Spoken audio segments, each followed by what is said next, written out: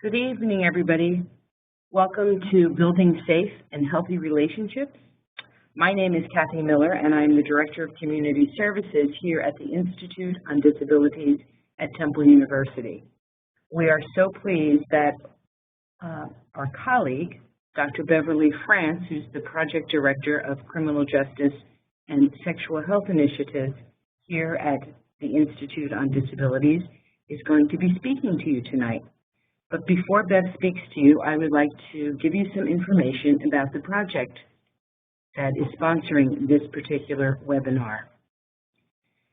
Competence and Confidence Partners in Policymaking, Family Leadership, which we fondly refer to as C2P2, is brought to you by the Institute on Disabilities at Temple University.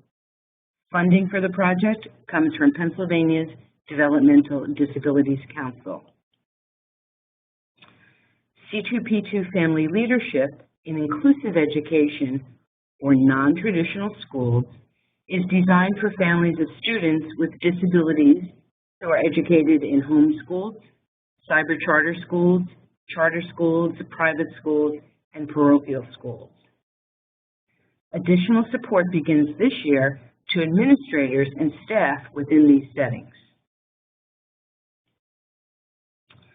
The goal of this project is to create a network of family leaders who will work together with educators and administrators to champion inclusive practices for children with disabilities in the non-traditional school community. Project activities include webinars such as this, online leadership development training. We also offer free one-on-one parent consultation. These supports are provided from trained parent consultants. Additionally, we have online resources on our website. I want to tell you a little bit about some of the webinars that we have done in the past. All of these webinars, which are listed in front of you, though I will read them, are available on our website. Cyber safety, keeping kids safe in the digital world, understanding evaluations, what do the results mean for your child, community connections, how do you make community connections for your child, creating a vision for your child's future, teamwork for success, working together with professionals, family members and professionals. How do you go about that? Some really specific ideas for how you can increase and make optimal relationships between educators and administrators at your school, or those people who, if you're homeschooling your child, who you deal with in terms of making sure you're following the correct curriculum and so on. Your child's rights, learning the laws and rules to support your child's education. What are those regulations? What are the laws that you need to know? Inclusion, supporting all abilities of students learning together. You'll see on your screen that our website is right there. You can click it, and it's actually, pardon me, it is not a live link right now, but you can, we will be posting this PowerPoint online and sending it to you, so you will have that website that you can go directly to the website and at your leisure listen to any of the previously recorded webinars. The good news is that this webinar will also be archived and will be available in about 2 to 3 weeks, and will also be posted on our website. I want to talk a little bit about the one-on-one parent consultation that's available to anyone who's affiliated with this project, all parents. As I stated before, and you can see on your screen, it is a free service that we provide. And anyone, as I said, participating, if you're requesting some guidance, technical assistance, you'll be matched with a parent consultant, and they are from Pennsylvania's Education for All Coalition, which you may have heard the acronym PEAK. That's what they're known throughout the state.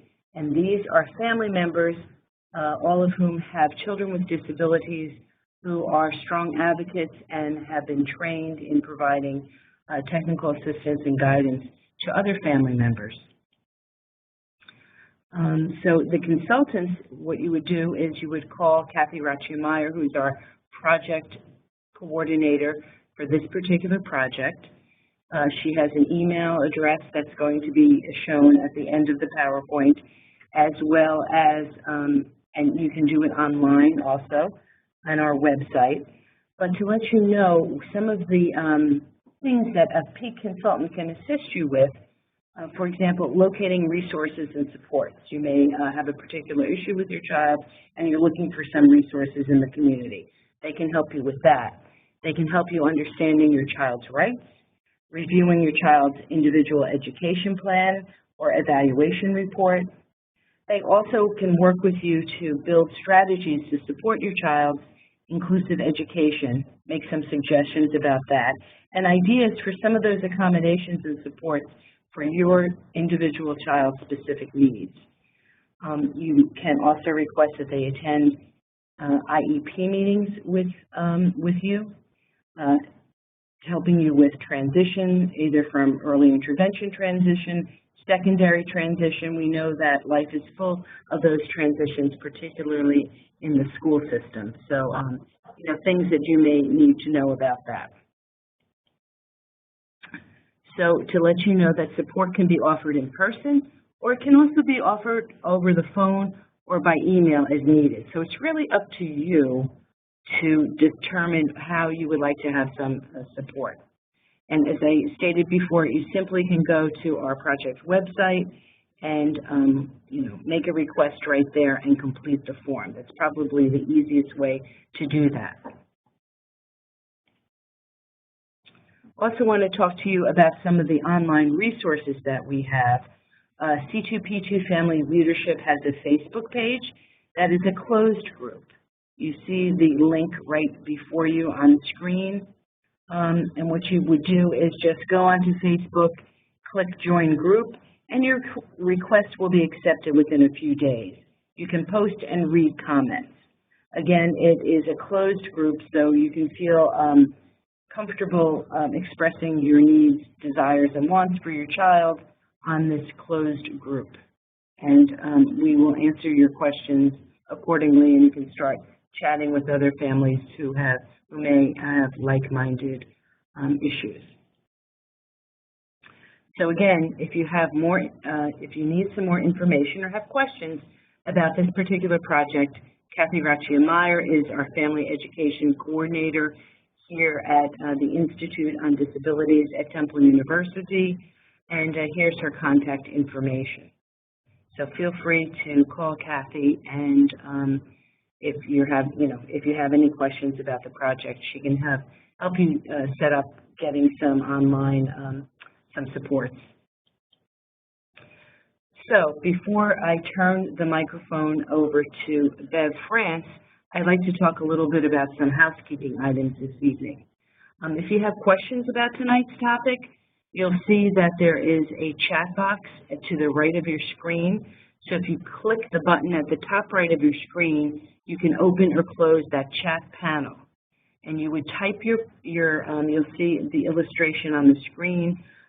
You can type your question in the bottom left-hand side and just type in your question and hit send, and your question will appear to us. And Bev has graciously offered to either answer your question as she goes through her presentation, and we will also have time at the end where you can ask some questions as well. What's also very important, as I mentioned before, is that we do receive funding for this program and other family leadership development programs, this one in particular from the Pennsylvania Developmental Disabilities Council. Now, so we do have an evaluation that we would love for you to complete.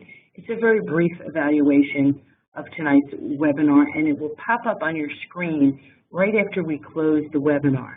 So if you'd be so kind to take a few minutes, it will take you only about 5 minutes to fill out this very important evaluation. We'd like to give feedback to our funders, but we also, most importantly, want to hear from you, families and administrators, as to what other topics we can bring to you, We'd like your feedback on how the session was, how it pertains to your life. If you have joined us by phone, watch your email for a link for the survey also. We will send you that link because we can determine whether or not you're online or need a link to that. So, without further ado, it is my pleasure to once again introduce my colleague, Dr. Beverly Frantz, who's going to be talking to you this evening. Bev? Thanks, Kathy. Thanks, Kathy, and hello to all of you. Tonight we're going to talk about building safe and healthy relationships. And that sounds, when you first hear it, that sounds kind of simple maybe, or straightforward, but I'm going to suggest that it's much more complicated, especially for students with disabilities. So I want you to kind of look at this cartoon about our educational system, and basically what it says is if everybody is a genius, but if you judge a fish by its ability to climb a tree, it will live its whole life believing that it's stupid. And building relationships is very similar. It really takes skill, and everybody's ability to build a relationship looks different. So that's an important component because as I go through some of the topics, I don't want you to think that all relationships are formed the same way. They're different because we're different. So why is this important? And I'm going to start with some figures, and they're not very good figures. It's kind of scary. And as a parent, when I look at these figures, it makes me really uncomfortable. But I think we need to kind of set the stage to understand why it's so important that we teach students, regardless of how young they are or how old they are, the importance of building a health and safety relationship. So we know that people with intellectual and developmental disabilities, including autism, are highly likely to be victims of all matters of criminal activities, from bullying to robbery to sexual assaults. And that statistic hasn't changed. It hasn't gone down, it hasn't gone up, it's just kind of there. And we want to see that change. And maybe we can do that by building healthy relationships. Research also suggests that an estimated 30 to 40% of inmates in state prison, not county jails, state prisons, have an intellectual or developmental disability. And that's really important because what we know in the state of Pennsylvania is the majority of people in state prison are there for sexual offenses or drug offenses. So you're saying, well, my child is in 4th grade, 8th grade, 10th grade. So what do I really care at this point about inmates in state prison? Well, you need to care because individuals with disabilities want to make friends. And people who are not the nicest people know that.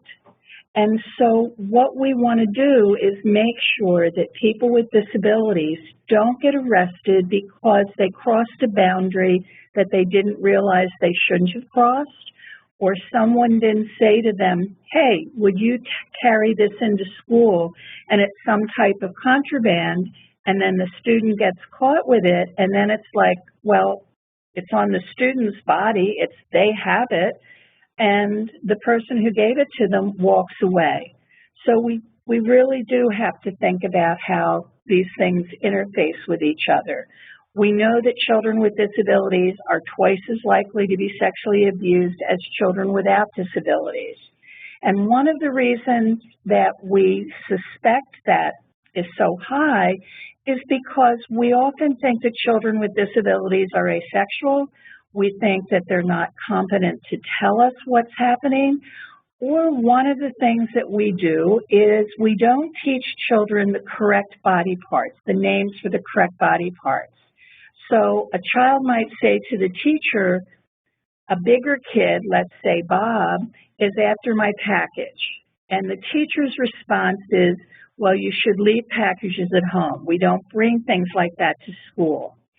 What really is happening is the child is trying to tell the teacher that an older child is trying to molest him. But because he doesn't or isn't comfortable saying the word penis or genitals, he says package.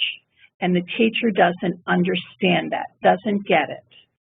And so we have to think it's why the teacher didn't get it. And this was a real case, and the teacher simply said, I didn't think it would happen in my school, didn't think it would happen to any of my students, and I didn't really think what package meant. I thought it was literally a package. So we really need to think about why it's important just to teach the regular names of our bodies, just as we do head, shoulders, knees, and toes. We need to include the private parts of our body also. And we know that victims with disabilities suffer trauma, emotional trauma, psychologically trauma, as people without disabilities. And maybe even more severely because no one's talking to them about it. There's this kind of myth out there, if it happens to somebody with an intellectual or developmental disability, they won't really know what happened. Well, I would argue, and the research supports, they do know what happened, and it can affect them for a long time. A few more statistics, and then I promise we'll kind of move on to something different. But in 2010, persons with disabilities, 40% were more likely than persons without disabilities to be attacked by someone they knew or a casual acquaintance. And if you think about how many different people come into contact with a person with a disability, there are many more people who do that than somebody without a disability. And they could be various therapists, an occupational therapist, a speech therapist, it could be a paratransit driver, it could be a number of people. And so we have to think about what we teach that individual about those people they come in contact with. And 67% of perpetrators who abuse individuals with severe cognitive disabilities access them through their work and disability services. So we don't want to believe that, because we want to think that the people that work with our child, regardless of their age, is somebody that can be trusted. And I would like to believe that most people who work in the disability field are honorable, trustworthy, wonderful individuals. But in any occupation, there are also a few that aren't so good. Just a few things on suspects and defendants. People with intellectual disabilities comprise about 2 to 3% of the general population. However, they represent 4 to 10% of the prison population, and the number is even greater in juvenile facilities. So one of the things that we're looking at is what we call the school-to-prison pipeline. So the number of students with disabilities who are expelled or suspended from school, from public schools.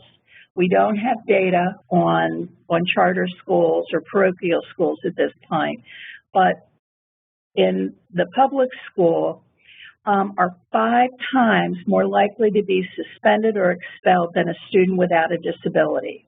And we know that once students are expelled or suspended, they might go back to school for one more time. If they get expelled or suspended again, the likelihood of them continuing decreases. And if it decreases, it makes it even harder for them to get a job, to get into programs. And so it's real important that we look at those figures and try to find out why they're being suspended or expelled. Is it because of the disability and the behavior, or is there some other issue going on? Another study looking at large forensic databases of sex offenders suggests that there is also an overrepresentation of people with intellectual disabilities. And we believe one of the reasons that that occurs is because the cloak of competency. One, either they don't say they have a disability, they don't want to admit that, or two, they're very honest. And if somebody said, did you do something, they will admit to doing it. Where if you think back, when you were in school, there were probably many times that you did something that if a teacher caught you, you might have kind of wiggled your way out of it. And that's what students do all the time. But for a student with a disability, they're going to most likely say they did it, and then different actions will take place. So there's this term that we often hear called counterdeviance. And counterdeviance is when an individual offends for the following reasons. They lack the understanding of personal privacy, and they have little understanding of basic human sexuality or boundaries. And so they cross these boundaries.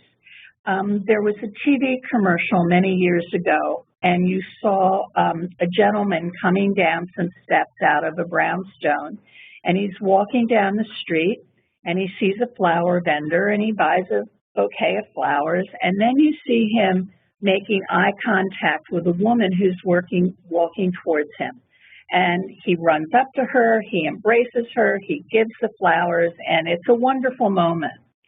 Well, we have, unfortunately, cases where individuals with disabilities saw that commercial, and they thought that's how you made a girlfriend. And so they left their home. Now, they didn't go and buy flowers from one of the street florists. Sometimes they picked flowers, sometimes they got them many different ways. And they went up to somebody who they thought was attractive, gave them these flowers, and hugged them.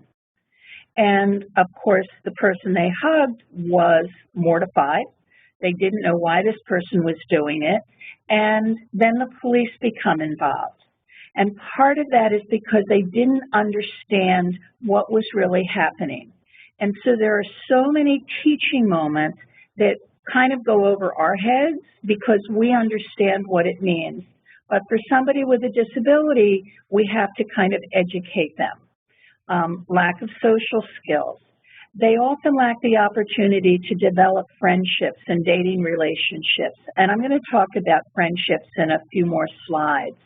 And they have little understanding of the legal issues. And we don't want to scare children. And when I say children, it's any age. And adults, we don't want to say things like, oh, if you do that, the police are going to come and get you, or you're going to be arrested. We don't want to scare anyone about the police. The police are there to support someone. So it's important to be able to say there are certain things that are not inappropriate, they are illegal. It's not a judgment, it's just if you go in a store and you take something without paying for it, that's theft and it's illegal. And so we have to be able to balance reality without creating fear.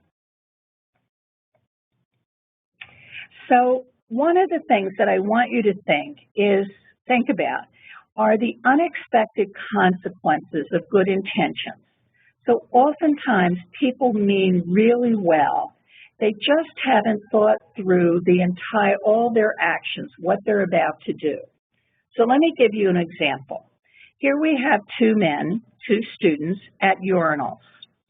And if I knew how many men were out there, I would talk to the men and say, what do you think about this picture? Is this okay? Is there something wrong with it? And when I show this to men, they will say, well, the guy in the green shouldn't be standing next to the guy in the white, because the sexual etiquette is, for males, using urinals, is you stand as far away as possible, and you never look, and you never start a conversation unless you know the person. So it's like, okay, that makes sense. So how come the guy in the green is standing next to the guy in the white t-shirt? That's because we taught him to do that. So when he was in elementary school, he was taught when he went to the cafeteria to fill in the seats. And when he went to the auditorium for programs, he was taught to fill in the seats. He was always taught to fill in. So when he moved, and this is a true story, when he moved from elementary school to middle school, they did a great job at transitioning him. He went to the school, he got to walk around, he met his teachers, he met the principal. They did everything that you would want them to do. What they didn't do is they didn't think about the social sexual etiquettes that go on in schools, any school. So one week, within the first week of school, he asks his teacher, can he go to the bathroom? And the teacher says yes. Now, this is a rite of passage for a young man who always had to use the bathroom in a self-contained classroom. So he gets the pass, he walks to the bathroom, he goes in, he is so excited, and he sees somebody using a urinal at the end, and he fills in, because that's what we taught him to do. And then we taught him, well, if you want to make friends in middle school, you might have to start some conversations. You might have to do that. And that makes good sense. And so they said one of the ways to do that is you talk about what the other person is interested in, what they talk about. This is about the other person because you're trying to create a relationship. So the young man in the green looks over, which is a cardinal rule you don't do, and he says, wow, nice penis. Now, the guy in the white t-shirt isn't traumatized. He thinks it's very odd. He zips up and he leaves. And adolescent boys don't call their penises penises. They call them all kinds of names. But the guy in the green knew from gym class and on the bus and hearing other adolescent boys talk that adolescent boys are kind of interested in their penises. And so he thought he was doing what we told him to do. Now, the kid in the white shirt, he goes back to class, the end of the day, he's hanging by his locker, and he's telling some of his buddies about what happened. And they were making, the guy in the white shirt was making fun of the guy in the green shirt. He was a little weird. He really, said these kind of awkward things. And a teacher walks by. And we have such a zero tolerance that the teacher heard bits and pieces and asked the student, tell me what happened. And the guy in the white t-shirt says nothing. Nothing happened. It's not a big deal. And the teacher keeps pushing and pushing. And so finally he tells.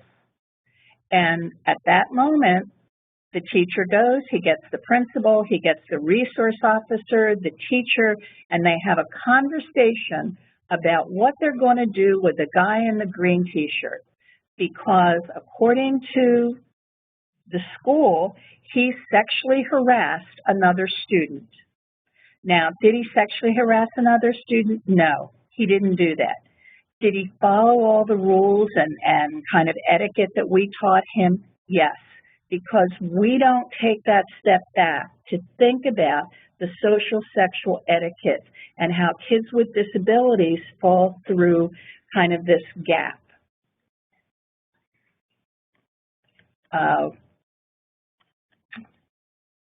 So it's important that we understand the social sexual nuances and etiquette that we kind of take for granted. So in the case that I was just talking to you about, what they decided to do was that they would have one of the custodians anytime this young man had to go to the bathroom in the future. Now remember, this is the beginning of the year. Custodian would accompany him to the bathroom and stand outside the bathroom door until the student was finished. Now, I don't mean any offense if anybody is a teacher or an administrator, but if you think about it, what difference would it make for a custodian or anyone to stand outside? They're not going to see anything, so what is the purpose?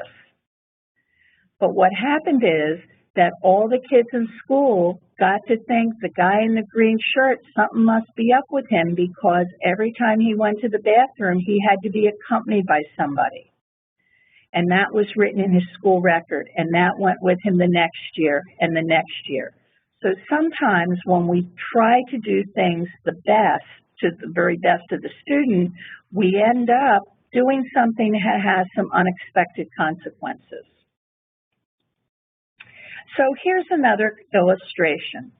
It's all about building awareness, creating good decision-making skills, and having people understand the consequences of their actions, not in a punitive way, absolutely not in a punitive way, but in a realistic way.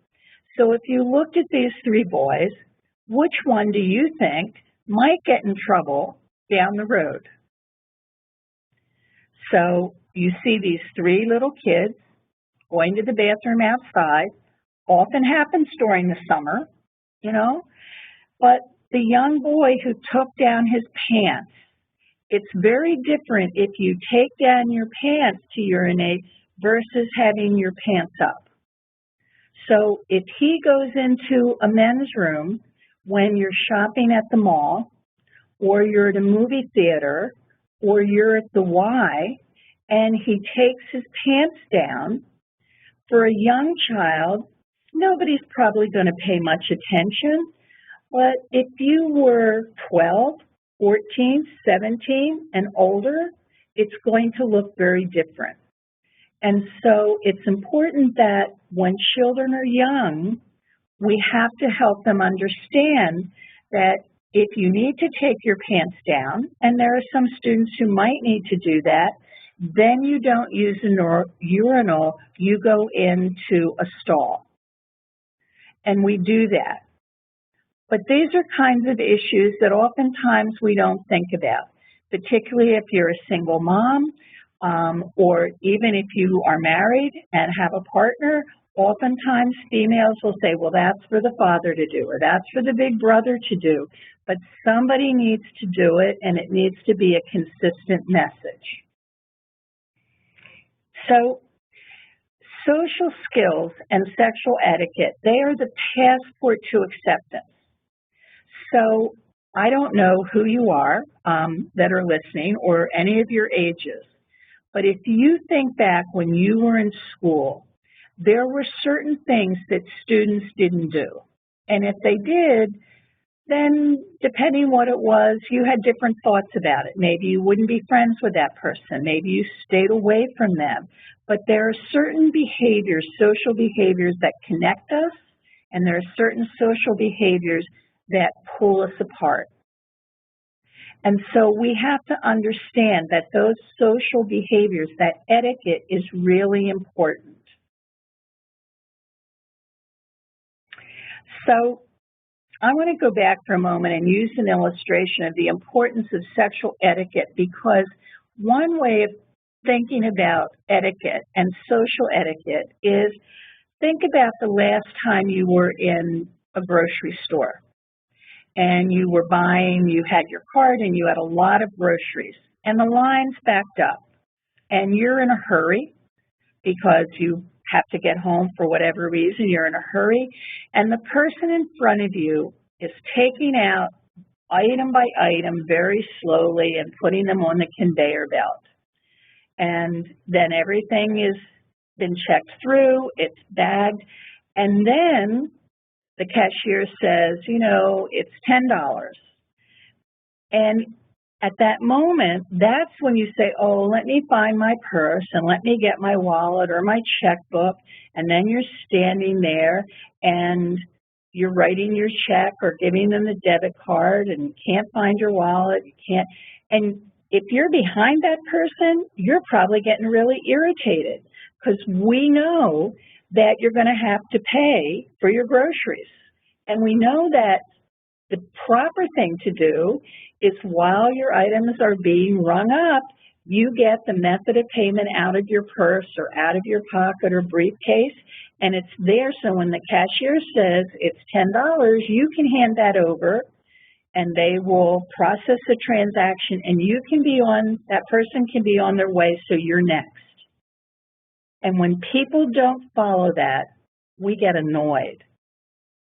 Same thing happens if you go into a Starbucks or a Wawa or a Dunkin' Donuts for coffee and you're want that cup of coffee because you know what you want, you have your money ready, and the person in front of you is kind of, oh, do I want this coffee or do I want that?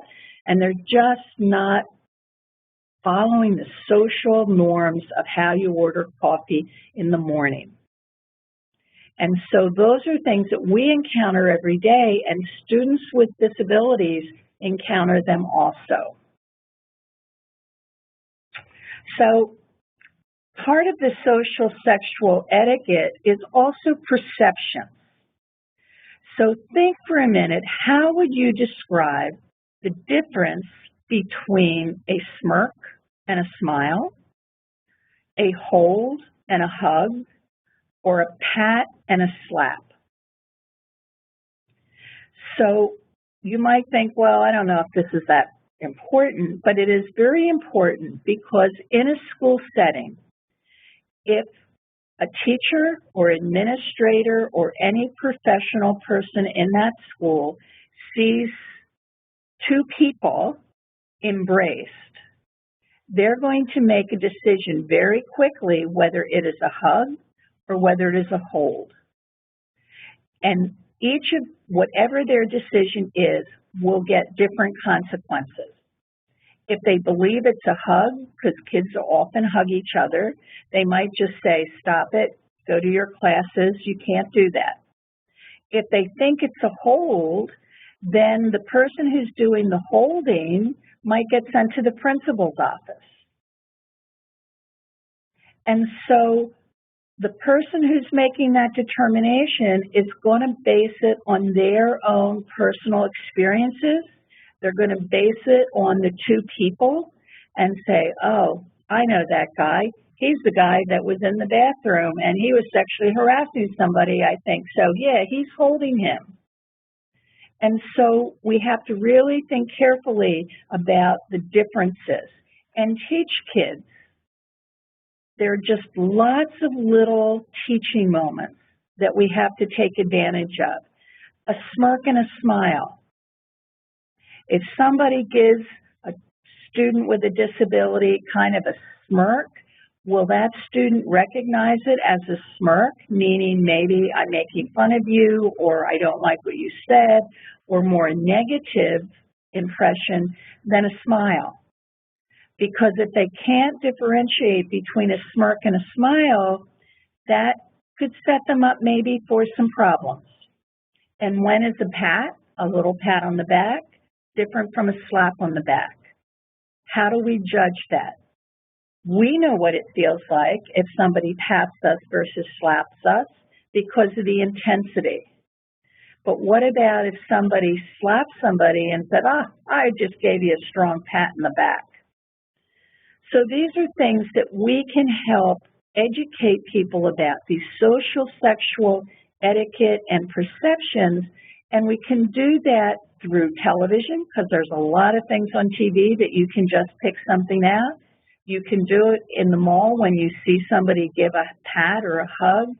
So these teaching moments are ongoing. It's not just, I'm going to sit down and give this information to you today, but it's really about continuous conversations. So here's another one about social etiquette and social closeness. So a colleague of mine, she has a son with Down syndrome, came to work one day and she was just so excited because her son was going to be part of the football team, his high school football team. And she was thrilled.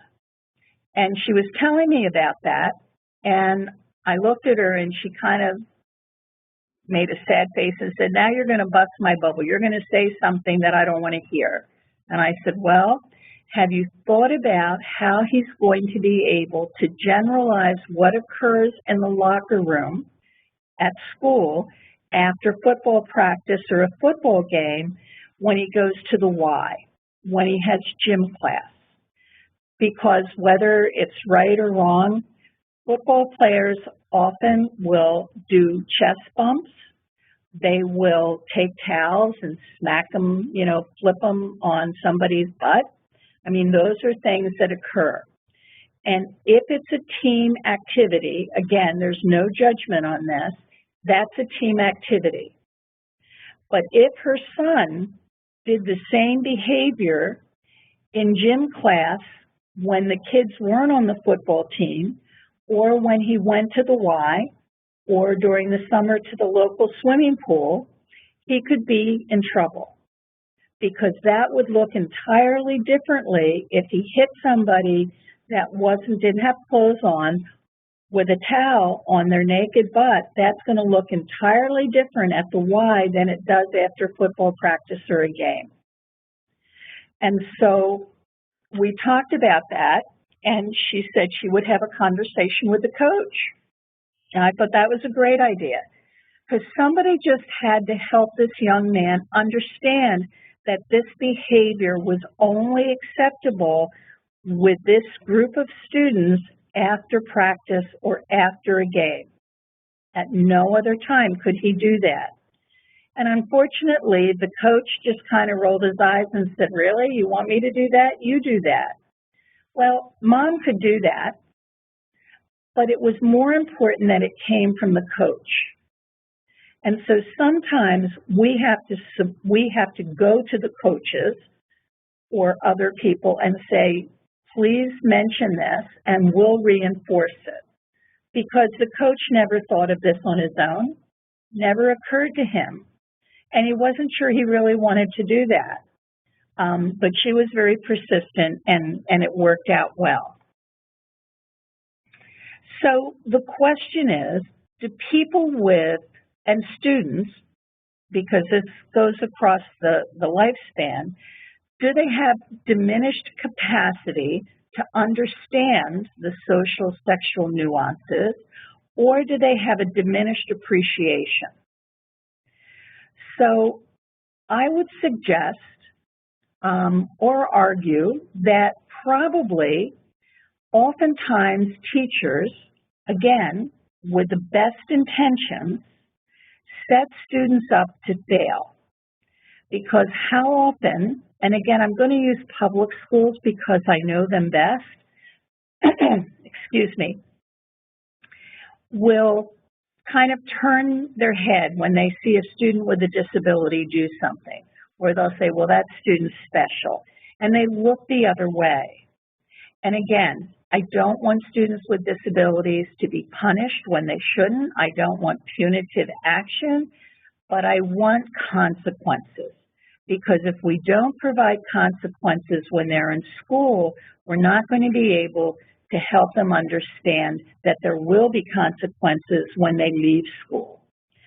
So oftentimes if somebody's doing something and a teacher looks the other way, or they'll just say, "Oh, go back to your room," maybe that teacher needs to think about, what would I do if a student without a disability did the same thing? Would I just send him back to the room, or would I say something? Would he be sent to the principal? What would I do? And so we want consequences not to be, again, punitive, but to help somebody understand what happens when they leave school. So I'll give you another example. There was a young man, he got on a bus in Philadelphia, and there's bus etiquette. We have etiquette for everything. So there's bus etiquette. So the bus etiquette is, if you get on a public bus and there are empty seats, you take an empty seat, unless you happen to know somebody on the bus and want to sit with them. But if there's empty seats, you don't go and sit next to somebody. That's general bus etiquette. Well, a young man with an intellectual disability got on the bus, and he saw a young woman, and he thought she was attractive, and he sat next to her. Now, that made her very uncomfortable because there were all these empty seats. But again, we taught him about talking to people. If you want to meet somebody, you go up and talk to them. But we didn't clarify it that you probably don't want to sit next to somebody on a bus when there's empty seats if you don't know them. And he tried to engage her in conversation, and she wasn't having any part of it. And she looked out the window. And he kept trying because we said, just keep trying, don't give up. And he did that. And she wasn't budging, and finally, it was during the summer, he put his hand on her thigh to get her attention because he couldn't understand why she didn't respond. And as soon as he put his hand on her thigh, she pulled the bus rope, the bus stopped, and the police were called. And he didn't understand what happened. He said, "I did not touch the private parts of her body." And he didn't. It was summer. She had shorts on. He put his hand on her thigh. He didn't touch the private parts of her body. But he got in trouble because we know, and we can generalize, that the private parts of our body, our whole body is private. You can't go up to somebody and say in the summer, if they have shorts on, "Oh, let me touch your leg," or if they have a top on, a summer top, "Oh, let me play with the top of your chest or your neck." We don't do that. We know that even though we don't touch the private parts of a body, that the rest of the body is off too. And skin-to-skin contact feels entirely different. Now, maybe had he done that in the winter and she had heavy pants or a coat on, it might have had there might have been a different response, but he didn't. So he kept saying, "What did I do wrong?" Because I went to these personal safety classes, they told me about the personal parts of the body, I didn't do that. And so when we're trying to teach people about bodies, we need to be able to help them understand that the whole body is private and no one has the right to come up and touch any part of your body. And if you think about it, even with a handshake, if you put out your hand, that extending your hand is an invitation for somebody to take it and shake it. They don't have to do that. If you extend your hand to somebody for a handshake and they don't take it, then you just drop your hand and walk away. We understand that. But we have to teach people with disabilities, with intellectual and developmental disabilities, some of these social etiquettes that we just take for granted. So when you look at these two towels, and I show this slide to various people with disabilities and professionals and parents, and I ask them which is the male and which is the female. So I'll ask you for a moment, which is the male and which is the female. So generally what I'm told by people without disabilities is that the purple towel is the female and the blue towel is the male. But when you show this to people with intellectual and developmental disabilities, the response is different. And they will say the blue towel is female and the purple towel is male. So they just flip it. And when you ask them why, they say the blue towel were the grass. So this is a commercial, this is an advertisement for Gillette razors. It's been in many magazines. They will say they see the green grass as not the male chest, but as female breasts. Because men can go out without a shirt on and their chest is flat and it's okay. And that's why they think the purple is the male versus the blue. So when we see things like this, and we might, many of you may have already seen this ad, and you might not have thought anything about it. You might have just been flipping through a magazine and you're not interested in buying razors and, you don't even pay any attention to it. But these are those teaching moments when you can say, wow, which one's the male? Which one's the female? Which one's the girl? Which one's the boy? Just in general conversation, and find out what your loved one thinks. And then, if they've got it right, say yeah. If they've got it wrong, then explain it. Or one of the techniques that works really well is simply say, you know, I want to talk to a friend. I want to talk to a neighbor, or depending on what your occupation is. How would I go about telling somebody which one is a boy and which one is a girl? What would you tell me? What would you help me write so I know that? And engage them in a learning process to be able to articulate to the best of their ability why they think one is a male and one is a female.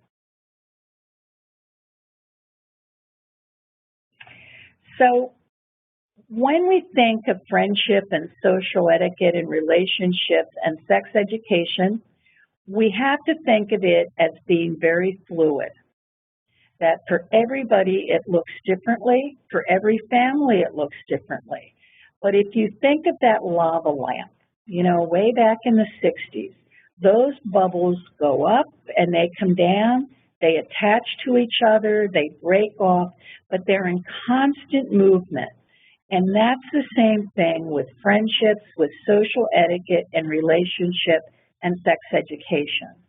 And sex education begins at a really, really early age.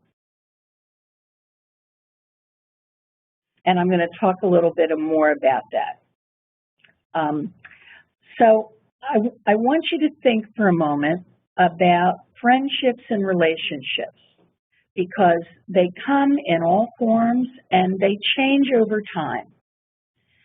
So think about a social relationship, that your child has a social relationship with somebody. What kind of touch is involved in that? Maybe there's a handshake, maybe a high five, maybe a fist bump, maybe a hug. And then what kind of hug? Is it a frontal hug? Is it a side-to-side hug? But those things are all, those types of actions all can fit in with a social relationship. But that relationship may turn into a romantic relationship. And then what kind of touch do you have in that relationship? And you can have the same. You can have a handshake, a high five, a bump, a hug, but then you might also get a caress.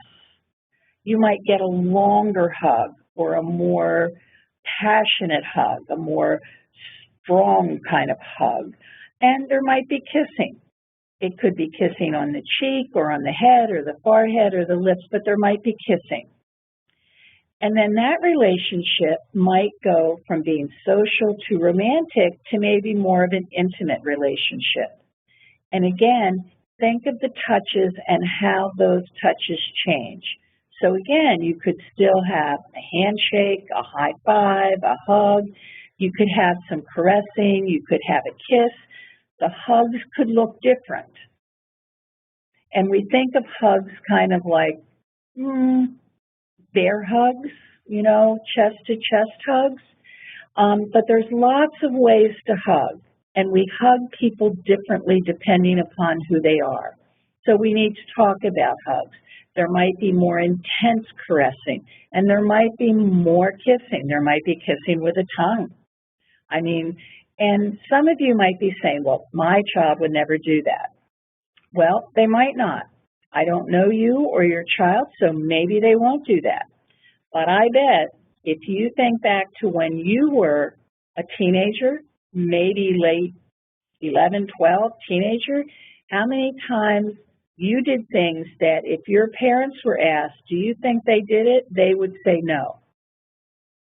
And that's, a lot of that is just typical adolescent behavior.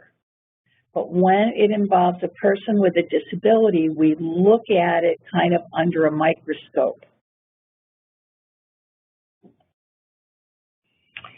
So I want to talk more about friendly and friend. And I get really irritated when I hear professionals talk about they are friends with somebody with an intellectual disability or developmental disability. And again, I want to go back to the very beginning when I talked about the unexpected consequences of good intentions. because they're doing that because they want to show that person they care.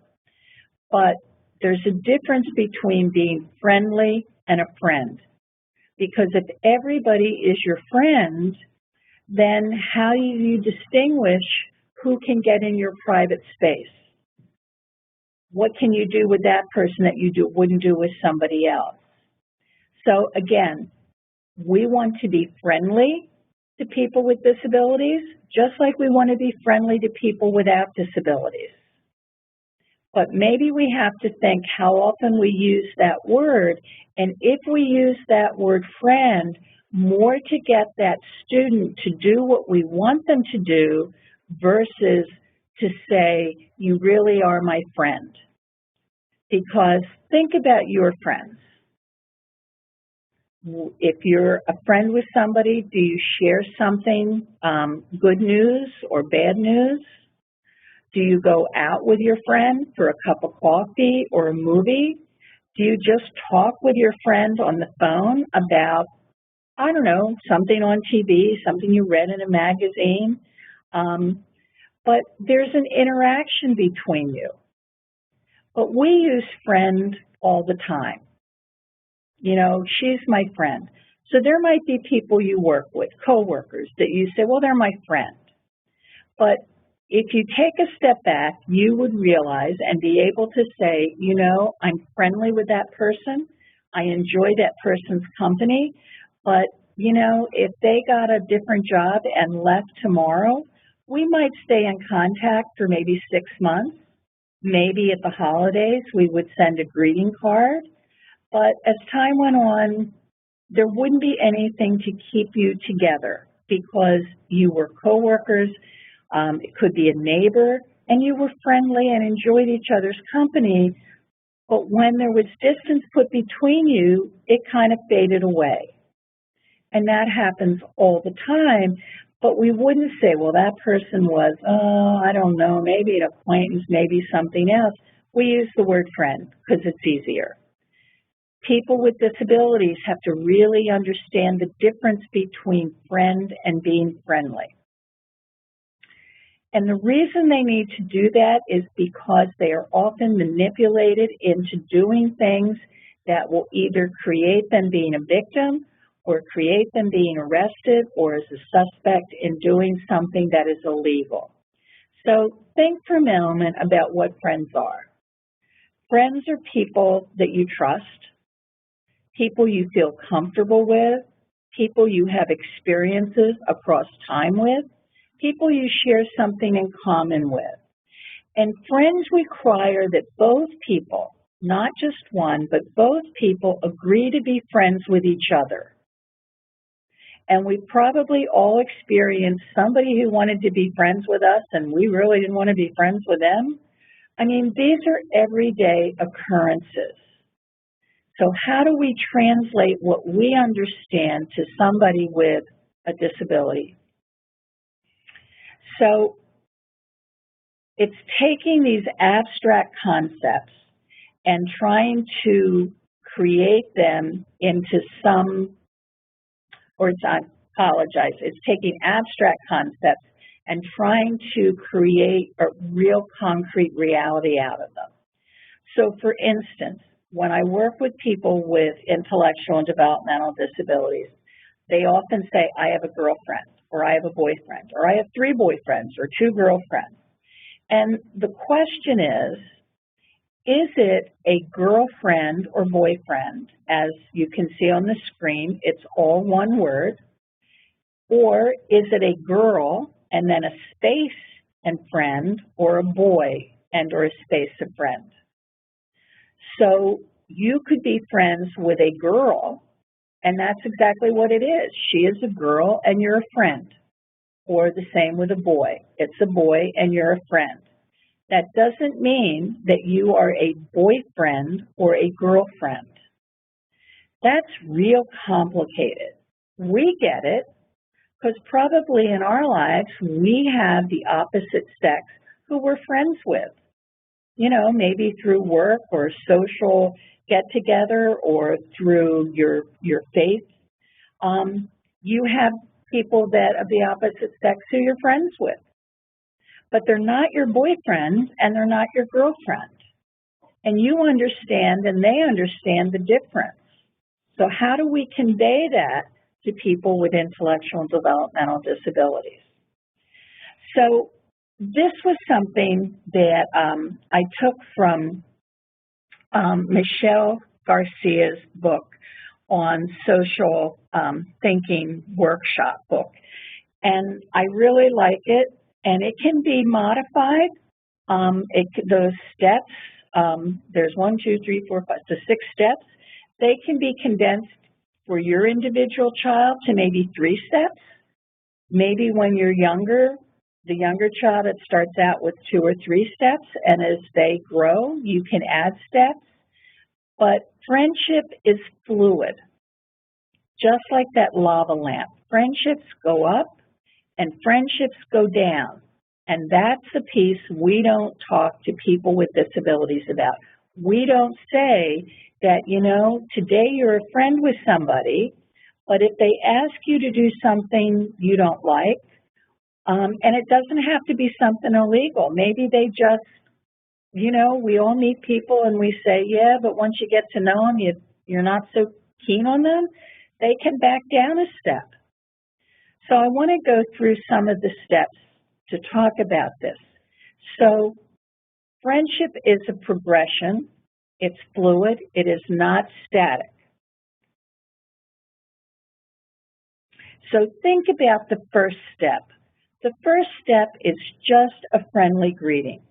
Somebody that you say hi to. Maybe it's depending upon when you get your mail, maybe it's the mail carrier. Maybe it's a bus driver.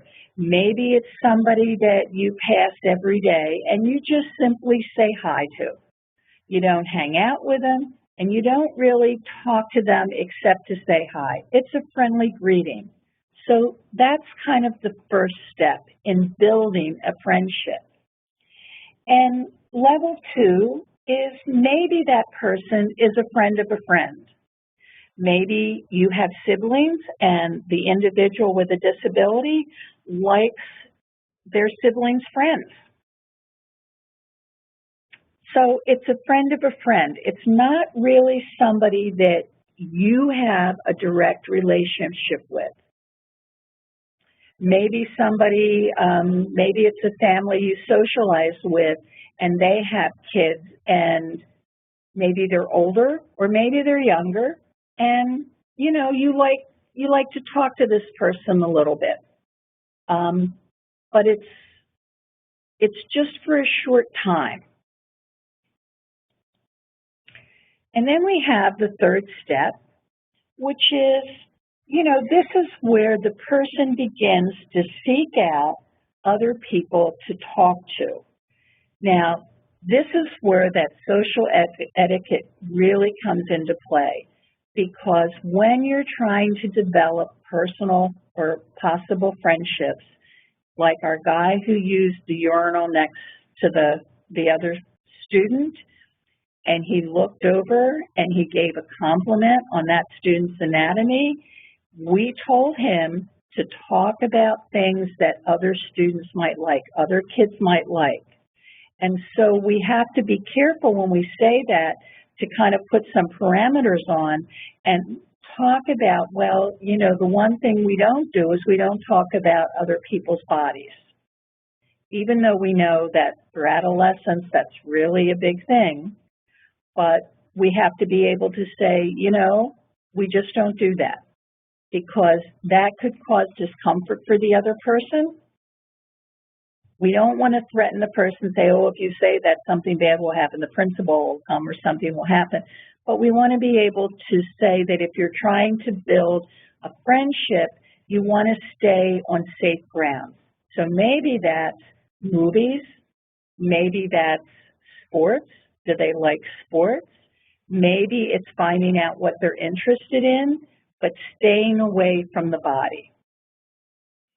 And then the fourth step is you start to spend more time and you actually contact the person. You want to hang out with them. You really want to spend more time with them. And these steps can evolve over a period of days or months or maybe even years. But if we try to cram everything into one day or 2 days or a week, I would argue that we're doing a disservice to the person with a disability. So step 4 is it's evolving. You're asking them to hang out. And what does hang out mean? And again, it depends the age of the child. Do they go to a movie together? Do they hang out after school? Do they call each other on the phone? Do they text each other? Do they use the computer? And speaking of computers, a lot of students with disabilities use computers. There are a lot of social chat rooms and all kinds of things on the computer. But the one thing that's important for you to talk to your child about is that you can't really read somebody's emotions on a computer. You might look at a picture and maybe it's a smirk and maybe it's a smile. Maybe they're happy because they have this big smile on their face, or maybe they're crying because there's tears. And so we don't know why their emotions are that. But if somebody says, I like you, it's like, how do we really know what their emotions are? We only see a picture. And so we can talk about that. That's something that you can talk about with your son or daughter. So the 5th level is the bonded friendship. And that means that both people in this relationship, they want this relationship to work, and they look out for each other. And that means, and we've all done this with friendships, and again, go back and think what it was like for you when you were in school. If somebody didn't come to school one day, did you go home and call them to say, are you okay? Were you sick? What's up? So you were interested in that person. If they didn't get invited to a dance, or they didn't make a team, or something happened, we were there to listen. We wanted to be there for that person. We reached out to them and we tried to take care of them, and they did the same for us. So how does that, and what does that look like for a student with a disability? You know, do they text? Do they send emails? Do they call? Do they understand that connection, that reciprocal connection about you look out for me and I look out for you? So sometimes you can just simply ask a question. You know, well, you had the flu for 2 days last week and your friend didn't call.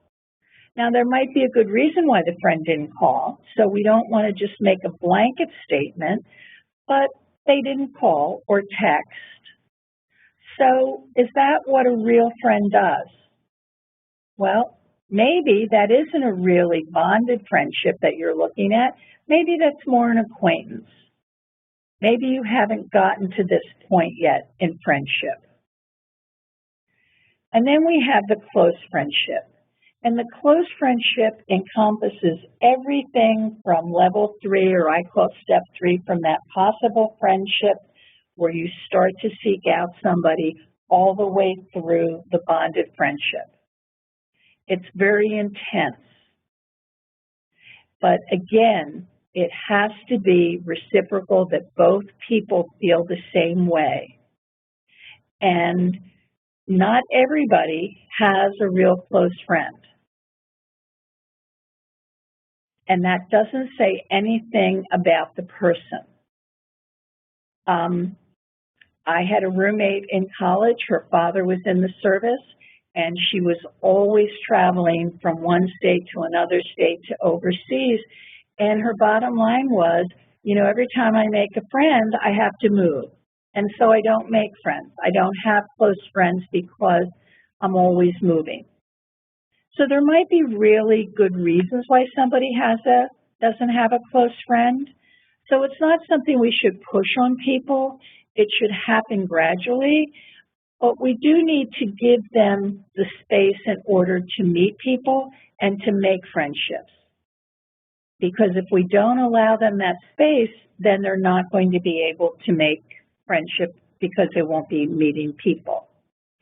And then there's what I call the off-again, on-again friendships, where, you know, one day you're a friend, the next day they don't talk to you, and we all have examples of that. And I often think of this as in that very beginning of friendships.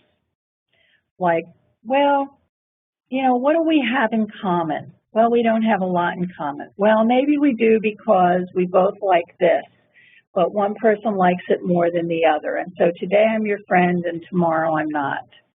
And that's okay. I mean, we don't have to be friends with a person all the time. We might need a breather because maybe that person's too intense. What we do need to do is to be able to have conversations, not lectures, not the we need to talk, but just conversations in general. So I want to talk a little about individual educational plans and person-centered planning, because what happens is we have to talk about comprehensive sex education.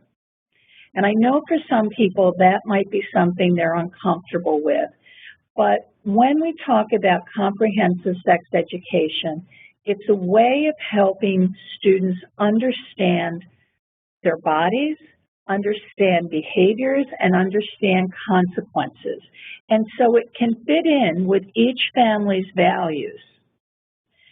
But it's important that you as the parent initiate that with the teachers when you have your IEPs, because all too often nobody wants to talk about putting anything about sex in an IEP unless there's a problem, and then they'll put it in. So one thing to maybe consider is if you are teaching health education, if you're teaching something around sexualities, boundaries, touch, that you need to be able to do it in a very non-judgmental way. But then the student might not get everything you're talking about. So if you're homeschooling, it's a little bit easier. But if you have a classroom of students, you're teaching to the norm of the students. So you might have a student who's not getting all the information, but they should still be in that class because there's a lot of non-lecturing information that goes on in these classes, and that's important for students to hear. But then afterwards, somebody needs to sit down with a student and talk about one or two of the main points that the teacher talked about.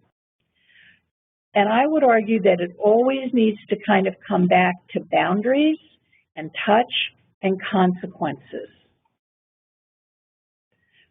So when we think about IEPs, what happens is, what you can say is, I want my student to have age appropriate, and age appropriate is very important, both developmentally and chronologically, because even though a student might have a developmental age, or excuse me, a chronological age of, let's say, 15, but a developmental age of 7, they have life experiences that help shape their understanding.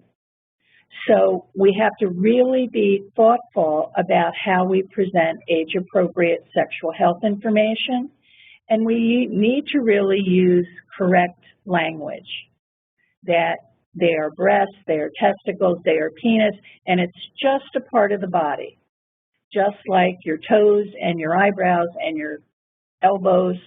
It's just a part of the body. And we need to understand what is accepted in school behavior versus generally accepted social behaviors. And the illustration that I gave earlier with my colleague about the football team and what goes on in the locker room, that's kind of generally socially accepted. You can do that. But he can't do that after gym. There's a difference. So one of the things that I always kind of find very interesting is that when we talk about person-centered planning, oftentimes we leave out the person's desire for some type of relationship.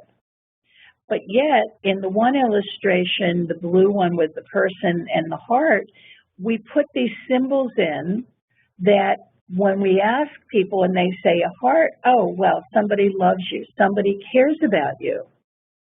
So we have to think of the symbols we use. It's like, why wasn't that heart? Why couldn't that just be a circle? And in the mapping, the one to the right, there's nothing in there. There's all this great information, all these really important pieces, but there's nothing about building friendships, developing friendships, and that's part of a person's life. Now, if they choose to say, I don't want it, that's their decision. But we need to let them make that decision and not make it for them because it's more comfortable for us to do that. So I'm getting close to running out of time. And so what I want to just kind of touch on before I end is we have to think about the importance of touch. And touch is the mother of all senses. It is our only reciprocal touch. That means when I touch you, you touch me. I feel it and you feel it at the same time.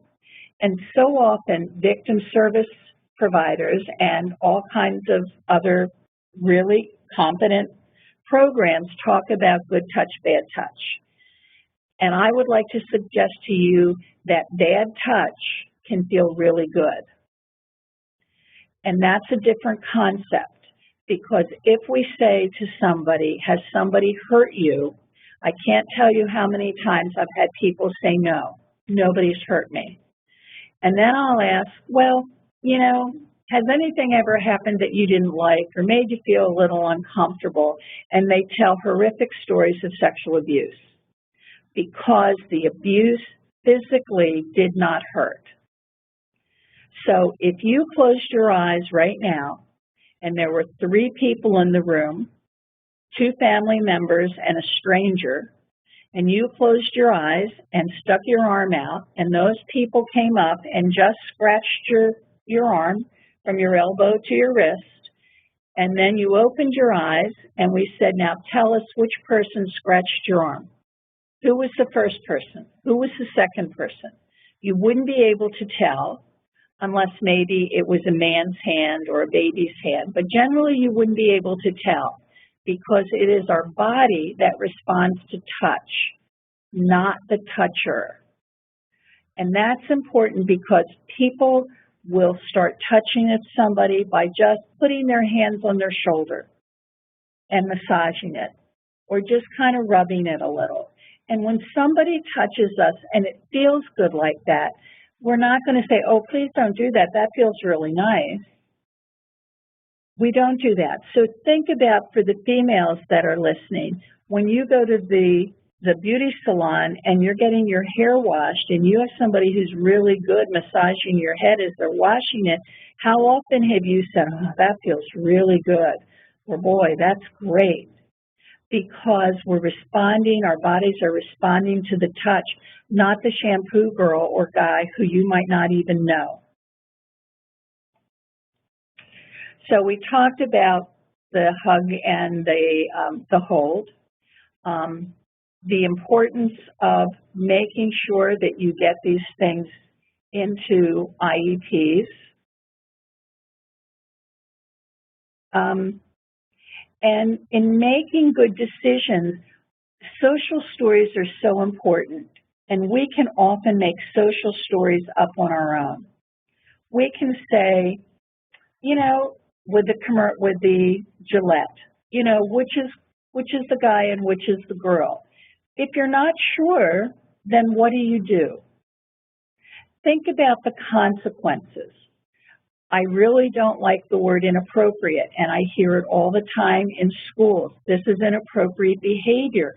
I don't know what inappropriate means, because what happens is then that kind of means, okay, well, it's inappropriate in school, but if I do it in the community, it could be illegal. So we need to be very careful of that. And we need people We need our students and our kids to be responsible for their actions. Again, not punitive, but if they've done something that if this were done by a student without a disability, what would we do? How can we intervene and help this student not do this behavior again because it could get them into trouble? So I want to thank you very much for listening to this webinar. I think it's really important that we talk about personal safety for everyone, but particularly for individuals with disabilities. If you have any questions, I'd be happy to answer them.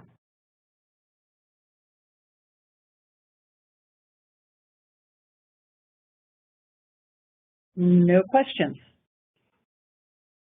One of the things you might want to do is oftentimes when I do these webinars, a family or somebody listening will say, I have a situation or I have something that's happening, but I don't want to talk about it in the chat. I don't want to go online and talk about it.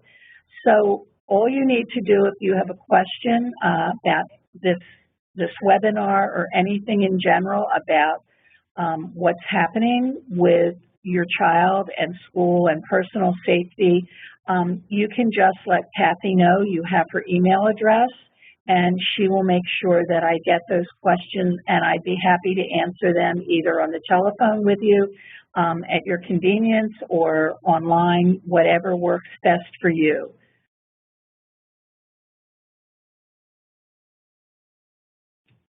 Okay, so I see that Kathy's contact information is up there. That's terrific.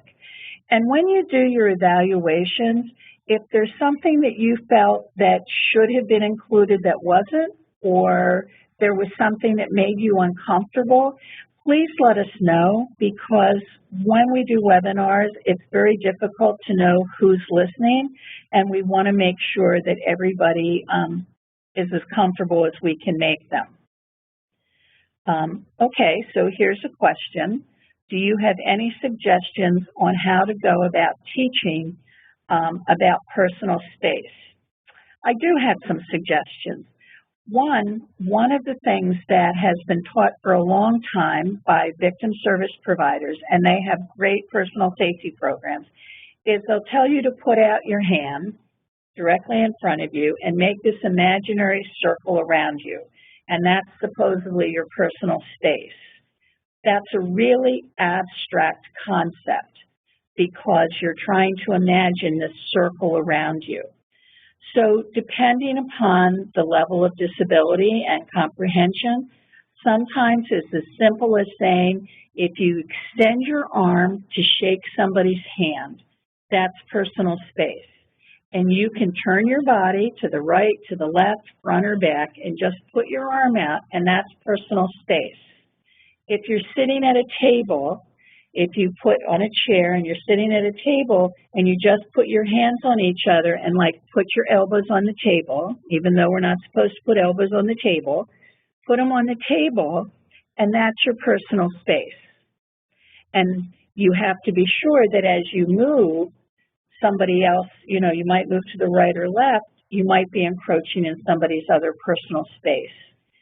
If you use a wheelchair, we never put anything on somebody's wheelchair. We never say, can I put this on? Can I hang something on? Because that wheelchair is their personal space. Personal space also comes in terms of bathrooms. What do I do if my son or daughter needs help in toileting or bathing? And one of the best things that we can suggest is that if you need to leave the door open so that you can watch your child, go to Walmart or Kmart or one of those places and get one of those extension curtain rods that cost a couple dollars and put a curtain on it. Any curtain, just go buy something that's on sale.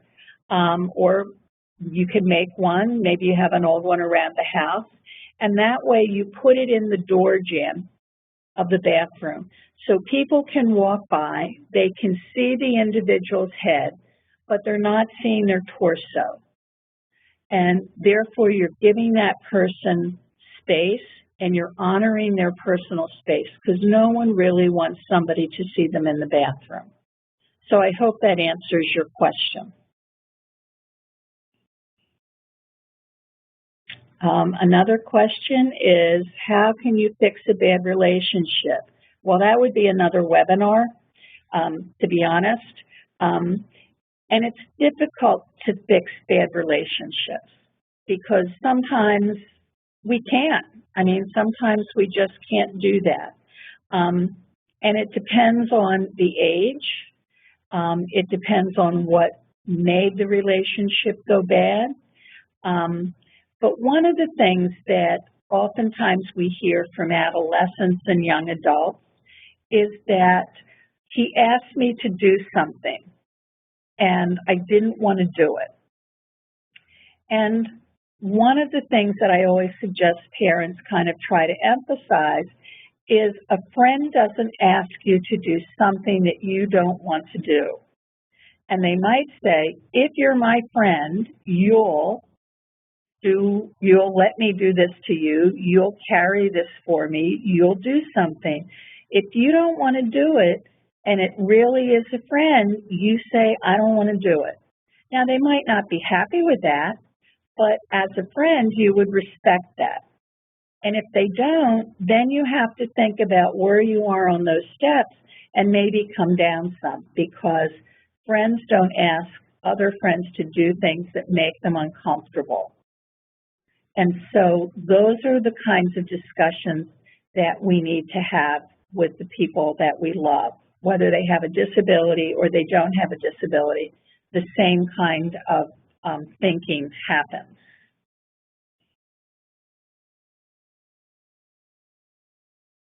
Are there any other questions?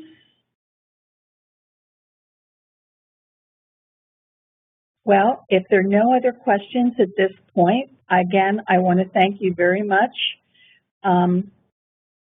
On behalf of Kathy, both Kathys, and the Institute on Disabilities at Temple, I want to thank you for participating.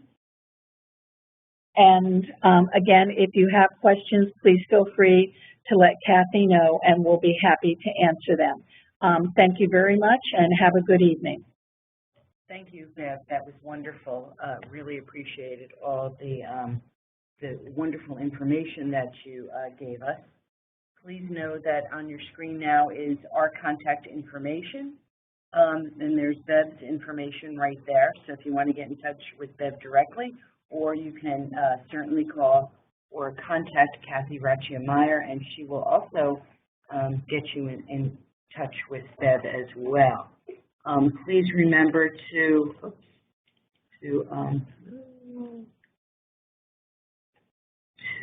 fill out the evaluation. For some reason, the link is not being pulled up right this very moment. However, if once we close the webinar, which we're going to do right now, since there are no other questions, that we will please take the 5 minutes and fill out the evaluation. As I said before, if you are calling in, we will send you a link and send you an email, and the link will pop up, and you will be giving you information that you'll be able to do the evaluation then. So everybody have a great evening, and again, thank you so much, Beth. Take care. Good night, everyone.